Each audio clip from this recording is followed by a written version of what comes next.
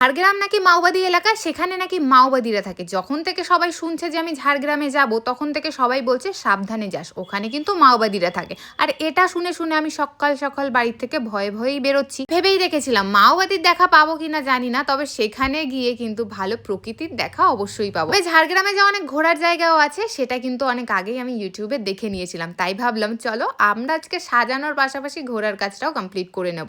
যাওয়ার সময় এই রাস্তা দেখে আমি গাড়ি থামিয়ে কিন্তু জঙ্গলের ভেতর ঢুকেছিলাম, তবে আমাকে মানা করেছিল জঙ্গলে ঢোকার জন্য আমার ক্লায়েন্ট, কারণ এখানে নাকি হাতির সংখ্যাও আছে। তাই বেশি দূর আর যাইনি, ভয়ে ভয়ে বেরিয়ে পড়েছিলাম। আর ফাইনালি আমার লোকেশনে পৌঁছে সেখান থেকে পাশের একটা লোকেশনে ঘুরতে চলে গেছিলাম। সেখানে গিয়ে কিছুই দেখতে পাইনি। এই লোকেশনটার নাম কি তোমরা কেউ জানো? আমি না ভুলে গেছি, সার্চ করে তোমাদেরকে বলতে হবে। এখন সবে সবে মাত্র কাজু বাদামের ফুল এসছে, এখনো কাজু বাদাম ধরেনি। কাজু বাদাম ধরলে হয়তো আমাদের ঢুকতেই দিত না, তাই গাছের মাথায় চেপে একটু ভিডিও ফটো তুলে নিয়েছি। তারপর সোজা চলে গেলাম ক্লায়েন্টের লোকেশনে, যেহেতু আজকে আমার ছিল ব্রাইডের কাজ।